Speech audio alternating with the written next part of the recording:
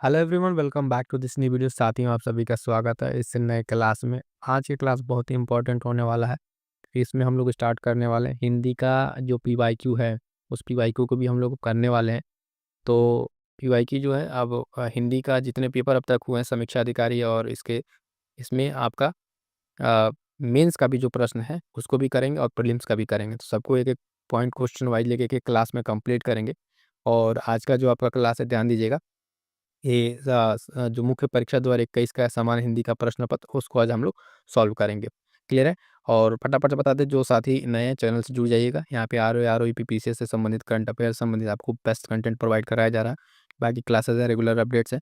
PDF notes के लिए आप क्या करेंगे, टेलीग्राम चैनल ज्वाइन कर लीजिएगा। वहाँ से आपको जो है बाकी सारी चीज़ें अपडेट मिल जाएंगी। ठीक है, चलिए स्टार्ट करते हैं आज के अपने सेशन को। पहला प्रश्न देखिएगा, यहाँ से कह रहा है कि निम्नलिखित में से कौन सा वाक्य अशुद्ध है। ठीक है, तो अशुद्ध वाक्य बताना है। 4 वाक्य में यहाँ पे ऑप्शन दिए हुए हैं। मैं चारों जब तक रीड करूँगा तब तक आप अपना आंसर टिक कर लीजिएगा। पहला है, किसका तात्कालिक प्रभाव पड़ा। पत्र किसके नाम पर लिखा गया है। 1 रुपए में कितने पैसे होते हैं। और भारत एक समृद्धशाली देश है। पूछा गया है इसमें हमसे कि कौन सा अशुद्ध वाक्य है। तो ध्यान दीजिएगा, इसमें जो अशुद्ध वाक्य है वो आपका ऑप्शन बी सही उत्तर हो जाएगा कि पत्र किसके नाम पर लिखा गया है। ये वाला ऑप्शन गलत है।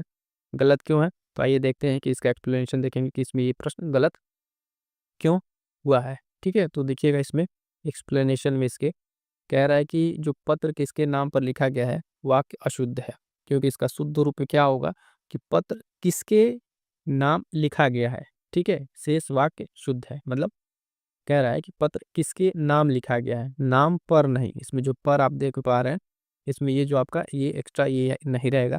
तो इसका सही उत्तर क्या होगा कि पत्र किसके नाम लिखा गया है। ठीक है, ये इसका शुद्ध वाक्य होगा। ठीक, तो ये तो इसका आपका, अब देखेंगे ये चीज़, इसका जो ऑप्शन बी है इसको हमने करेक्ट कर लिया। लेकिन ध्यान दीजिएगा साथियों कि ये चूंकि मेंस का पेपर है, ठीक है, मेंस का पेपर है, तो प्रीलिम्स में क्या करता है, मेंस से सीधे सीधे प्रश्न बनाता है। तो इसके जो अन्य वाक्य हैं, ठीक है, उन सारे ऑप्शंस को भी आपको ध्यान से देखना है, उसको अच्छे से तैयार कर लें। जैसे इसका तात्कालिक प्रभाव पड़ा, ये तरह एक ऑप्शन अपने आप में शुद्ध है। 1 रुपए में कितने पैसे होते हैं, ये भी शुद्ध है। भारत एक समृद्धशाली देश है, ये भी शुद्ध है। तो इसको भी आपको ध्यान में रखते हुए आगे बढ़ना है। ठीक है, ध्यान में रखते हुए आगे आपको बढ़ना।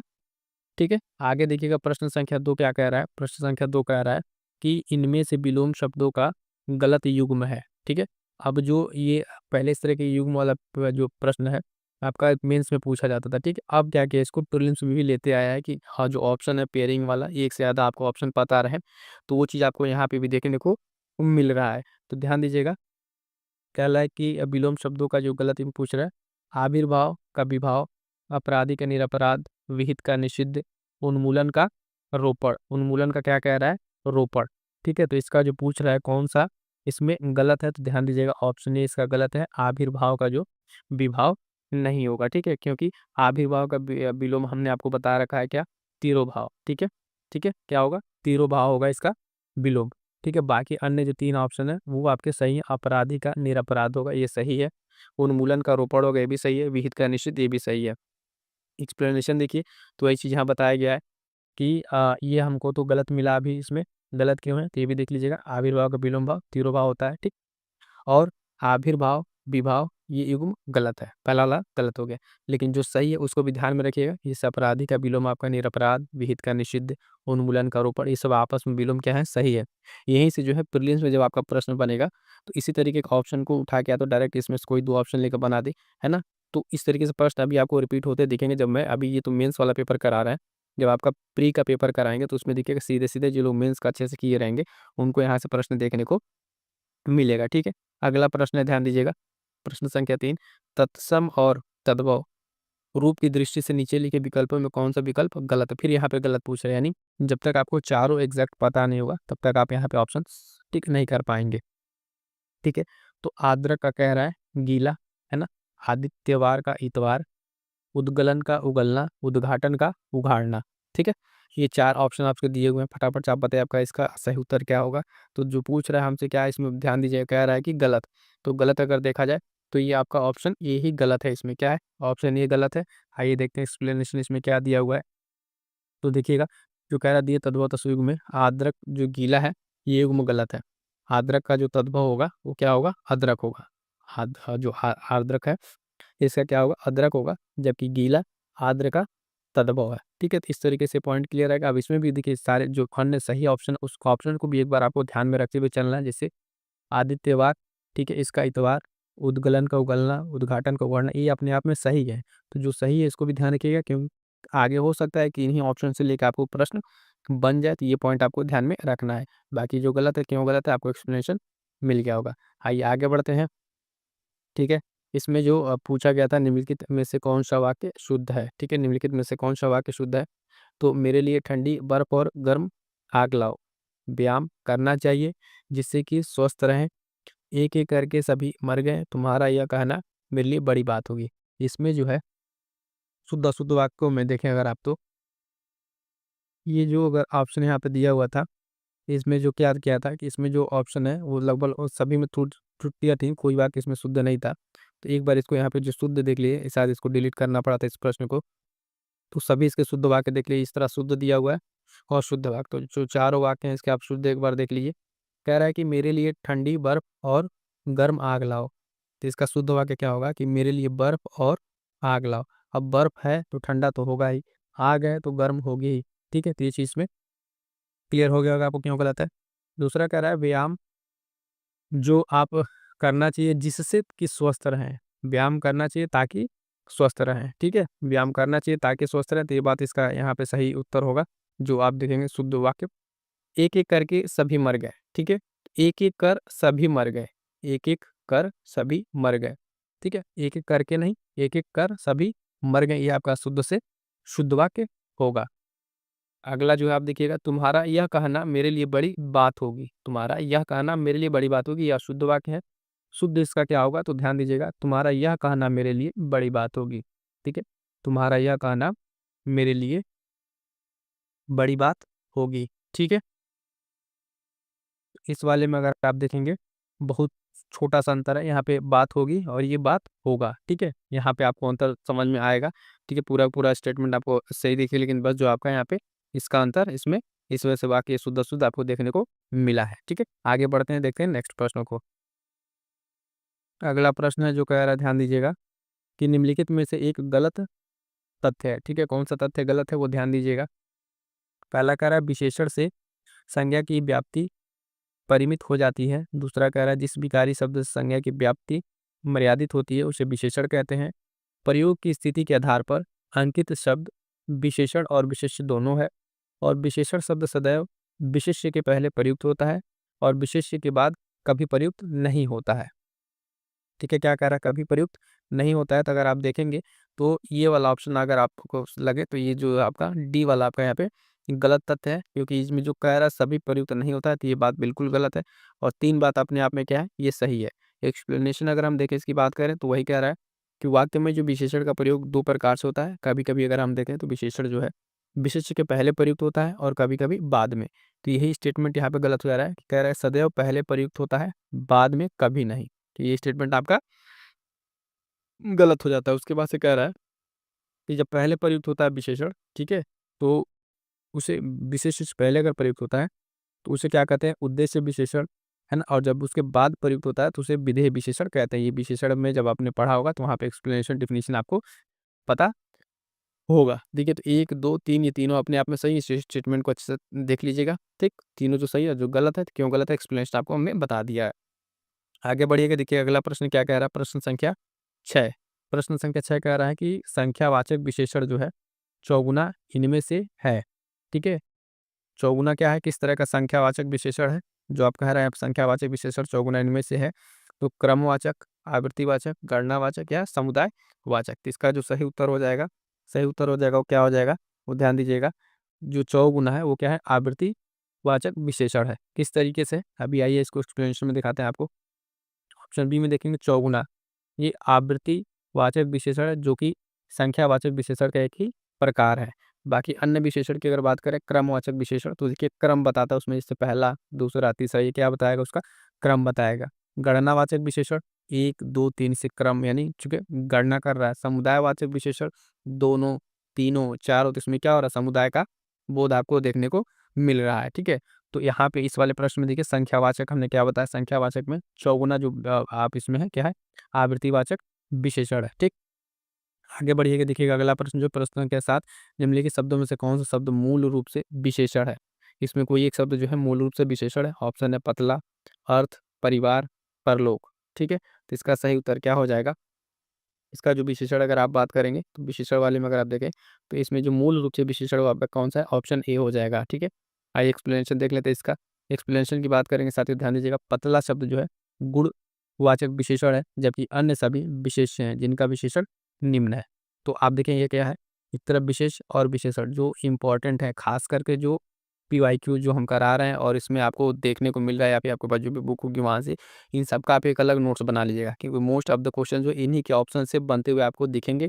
जब अभी एक दो से टचेस लगा लेंगे तो आपको सारी चीज़ें समझ में आने लगेंगी। अर्थ जो है, अर्थ का क्या हो जाएगा, आर्थिक हो जाएगा। उसके बाद से परिवार का पारिवारिक हो जाएगा, पारिवारिक। परलोक का पारलौकिक हो जाएगा। क्लियर है, तो ये सब सारी चीज़ आपको ध्यान में रखनी है। इसमें मूल रूप से कौन सा है आपका, तो ऑप्शन ये यहाँ पे सही उत्तर हो जाएगा। ठीक, आगे बढ़ते हैं, देखते हैं अगला प्रश्न।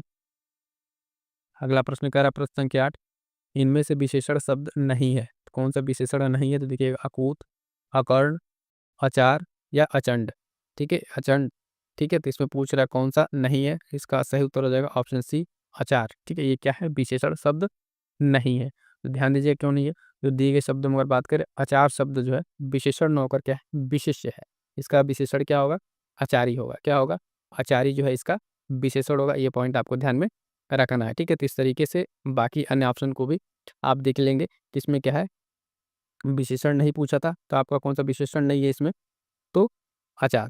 ठीक है, ये क्या है, विशेषण नहीं है, इसका विशेषण आचार ही होगा।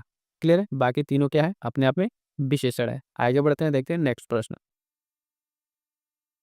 प्रश्न संख्या 9 देखिए क्या कह रहा है कि अनेक शब्दों के लिए शब्द जो है नीचे लिखे विकल्पों में कौन सा विकल्प गलत है। देखिए बार बार यहाँ पे मेंस वाले में आपको देखिए गलत ही पूछ रहा है, बाकी तीन आपका सही स्वयं सुमेलित मिलेगा।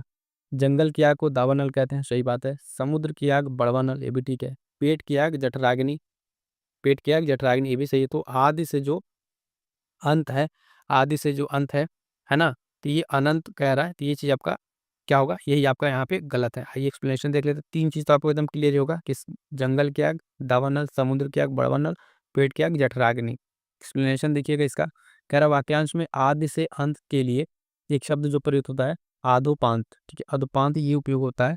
और अनंत किसके लिए उपयोग होता है, तो अनंत जो है जिसका अंत न हो, जिसका अंत न हो उसके लिए क्या शब्द प्रयोग किया जाता है, अनंत प्रयोग किया जाता है।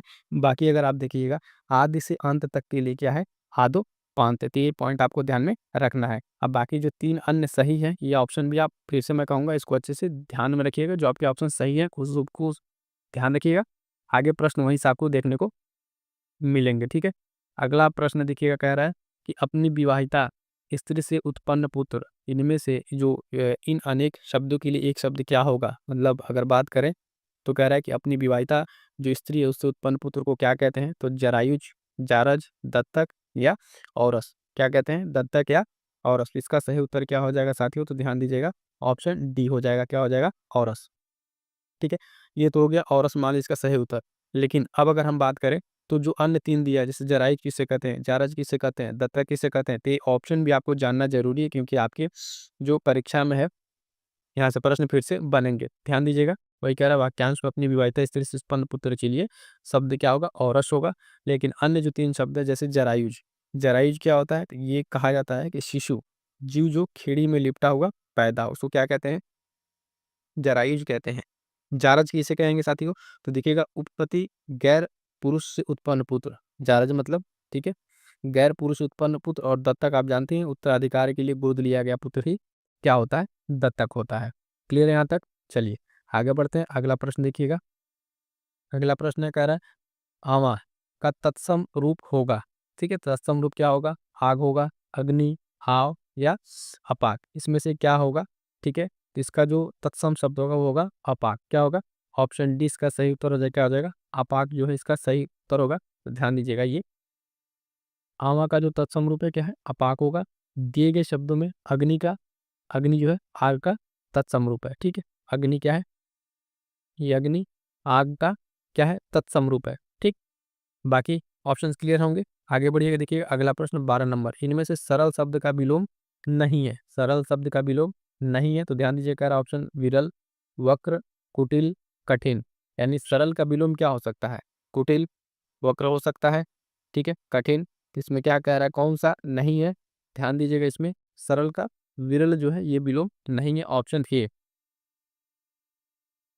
12 की बात करें तो सरल का विलोम कौन सा नहीं है? तो देखिएगा, सरल का विलोम विरल आपका सघन का होगा, जो विरल है ये इसका सरल का नहीं है, सरल विगन इसमें आता है, जबकि सरल का अन्य विलोम शब्द में सरल के विलोम है। यानी जो बाकी शब्द है इसमें वक्र हो गया, कठिन, कुटिल, ये सब क्या हो जाएंगे? सरल के विलोम शब्द हो जाएंगे। और इसमें जो विरल है ये इसका नहीं होगा, क्योंकि विरल जो सघन विरल का अपने आप में विलोम एक जगह बनता है। क्लियर है यहाँ तक? चलिए अगला देखिए, अगला प्रश्न कह रहा है 13 नंबर, जो ज्ञात इतिहास से पहले का हो उसके लिए एक शब्द क्या कहें?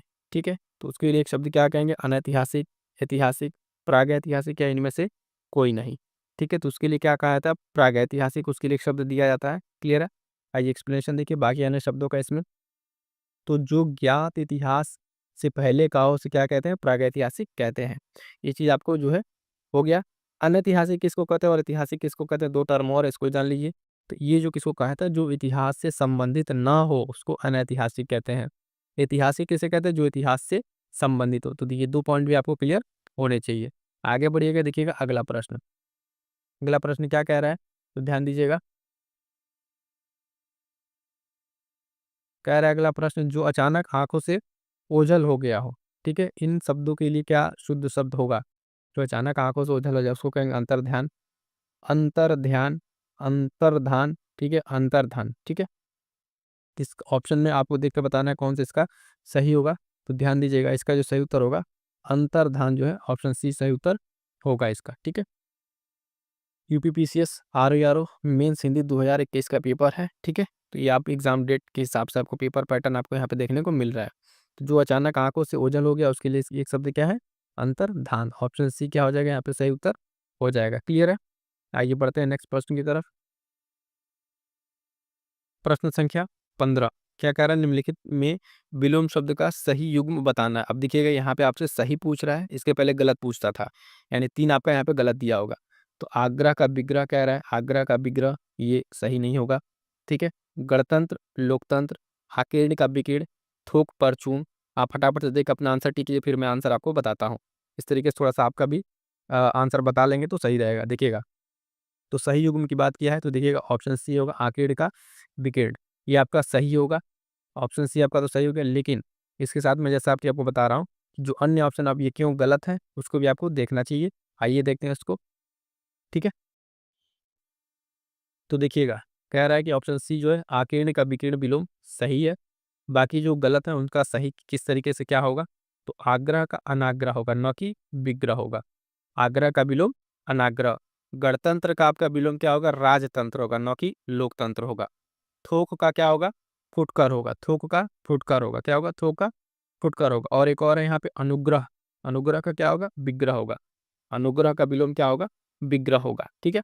तो साथियों, देखिए ये है कि देखिए इतनी सारी क्लासेस जो आर ओ स्पेशल आपके लिए कराई जा रही है, करंट अफेयर कराया जा रहा है, इसको थोड़ा सा जब आप क्लास देख रहे हैं ना, क्लास को लाइक वाइक कर दिया कीजिए। इससे ये होता है कि इसकी जो चीज़ें हैं और जो आपसे एक पॉजिटिव कमेंट बन पा रहा है उसको कर दीजिए, ताकि बाद में जो लोग वीडियो देखते हैं उनके लिए एक लगे कि हाँ, क्लास में क्या है, किस तरीके से क्या चीज़ें हैं, वो उनको कमेंट देख के बाकी चीज़ देख के समझ में आ जाती हैं।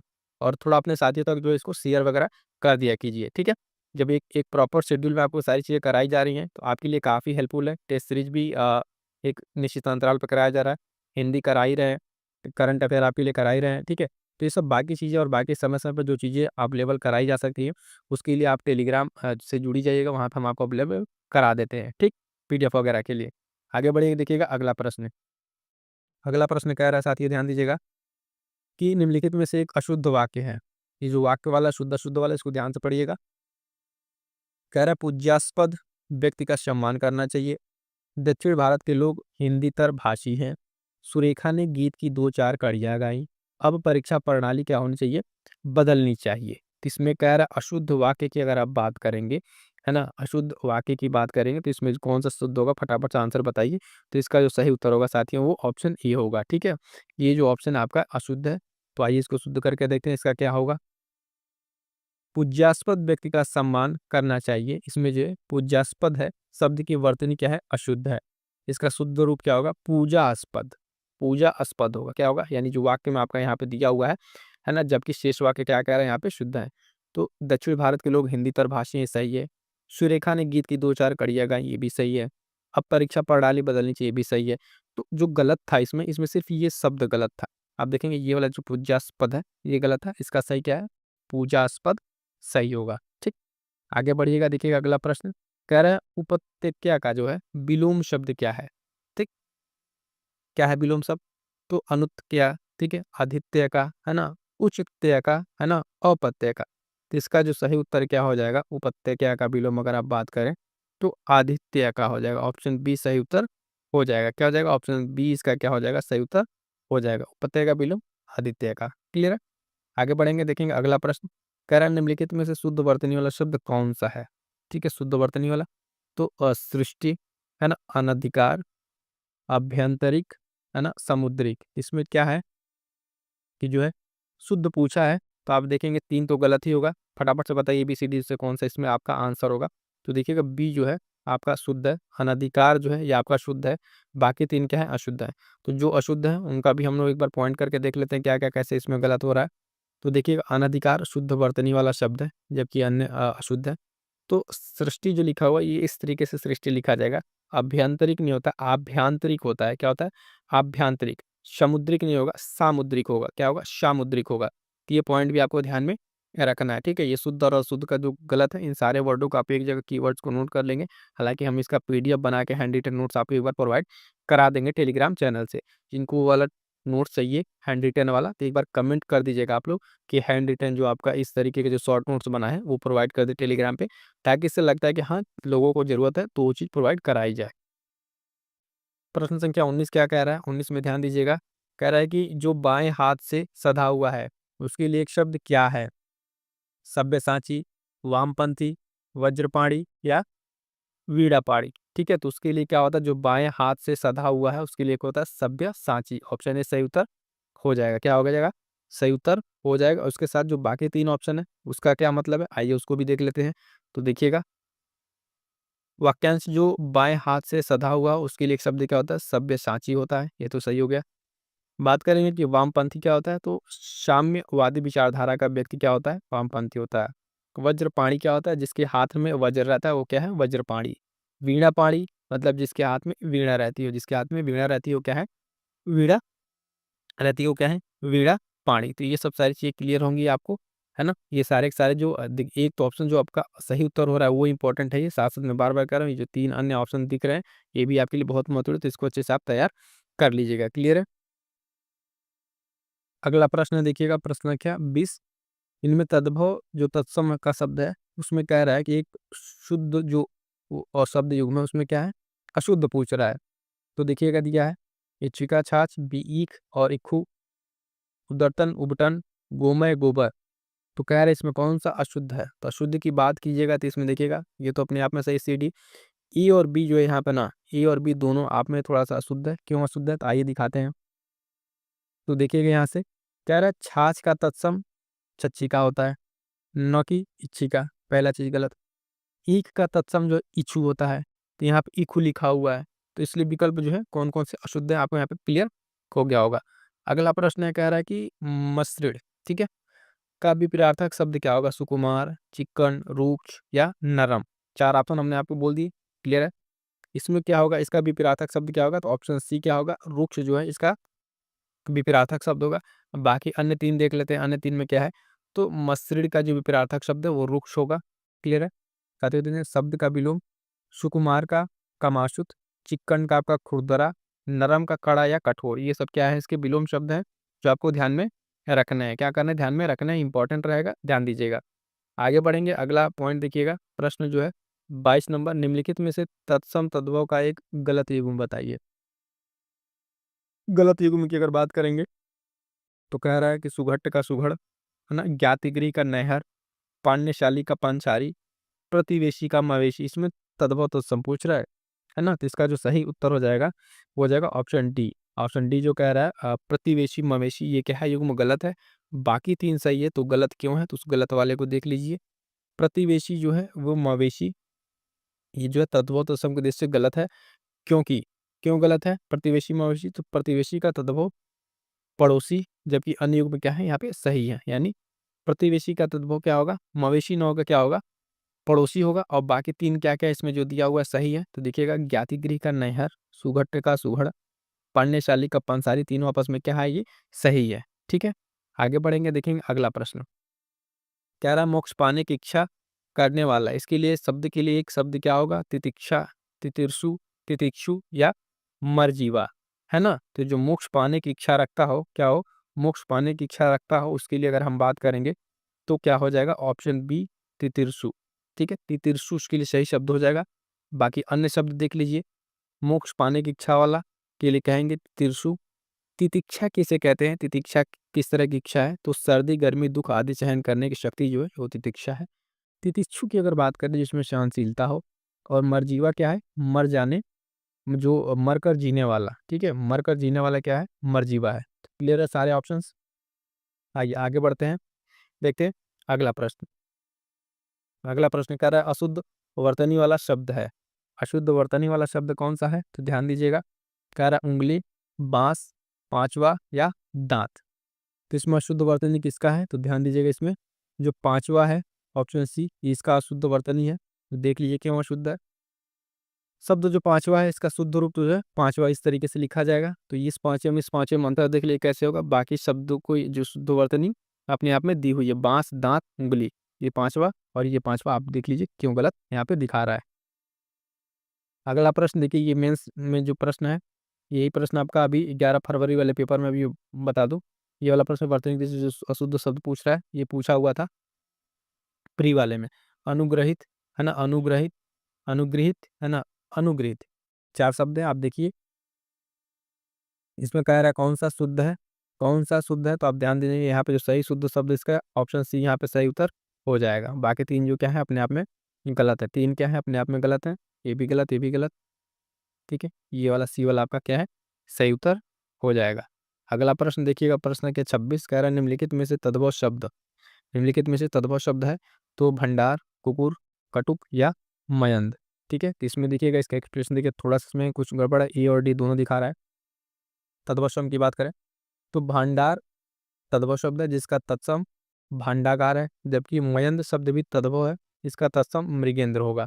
तो अन्य शब्द जो उसका बात करें, कुकुर का कुत्ता, कटुक का कड़ुआ। यानी इसके अगर ऑप्शन में देखें तो ए और डी क्या होगा, ए भांडार और मयंद दोनों तद्भव है, क्योंकि इसके तत्सम हमारे सामने मौजूद है, तो ये क्या हो जाएंगे, तद्भव हो जाएंगे।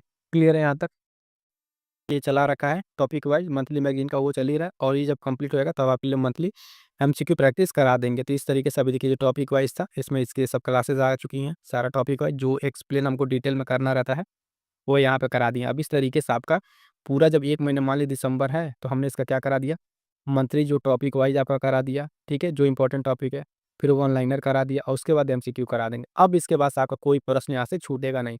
कि पूरा सेशन आप साथी को कैसा लगा है कमेंट करके जरूर बताइएगा। मिलेंगे किसी नेक्स्ट क्लास में, तब तक के लिए थैंक यू सो मच।